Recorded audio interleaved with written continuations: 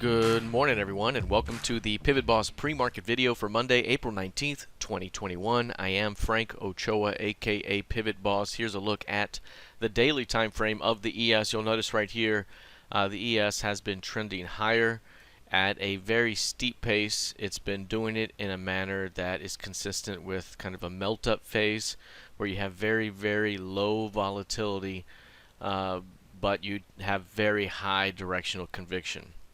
Right now, the ES is trading 14 points of range heading into the RTH Open.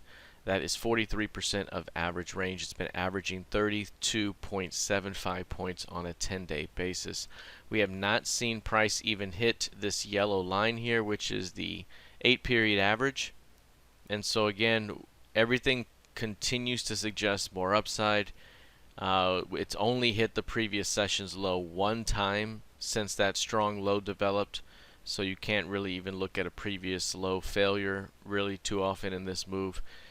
So right now it just remains very bullish. If there is a test at the previous session's low, that could be a trap opportunity for a continuation higher. After a day or two of sideways, we tend to see a breakout phase. A day or two of sideways and a breakout, a day or two and a breakout. So if we have another quiet day here today, then perhaps we may see a breakout phase where we head toward 4,200 here into Tuesday's trading. So we'll see how this continues to play out, but a very, very narrow inside day here developing so far in the ES. If we take a look here at the NQ, you'll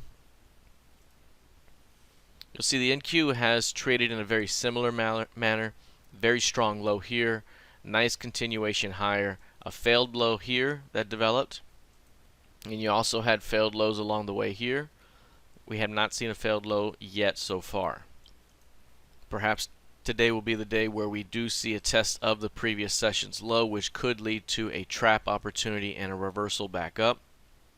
This one has gone a little bit sideways here at these highs, narrow 4-5-day range here that is developed.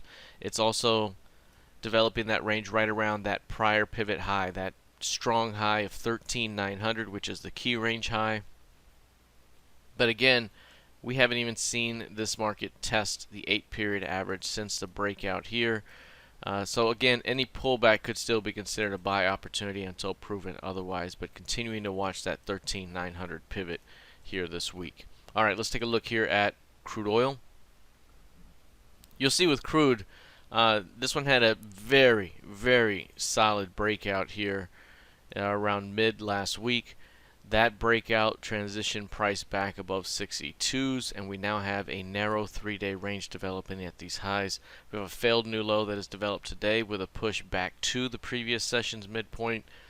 Perhaps that could increase through that midpoint and push to the previous session's high. But right now the key level to continue to watch is 62. 62 here. Any pullback into 62 or just below could still be a trap for a continuation higher. If price can hold above 62, perhaps it's ready to push back towards 66 in the near term. Alright, let's take a look lastly at gold futures. Now gold has pushed to its highest level so far, 1790. As you recall, to begin the month we talked about the higher low. We talked about the potential to see a push higher, and all we needed was a push above this prior pivot high, which we got. That led us to the idea that a higher low or a strong low here on that higher low formation could get things going above 1765, which is that key level here. We've gotten that now and have pushed to a high of 1790. So now what we're looking for is for price to continue to hold 1750 on any subsequent pullback for a continuation toward 1850 and 1875. So we're looking for a push back into this prior price distribution, and now that we are above 1765, any pullback or push just below it could become another trap opportunity for a continuation higher. At the very least, gold has taken the previous quarter's close bid, and the next key level above would be the previous quarter's midpoint. That is just shy of 1820 and around 1819.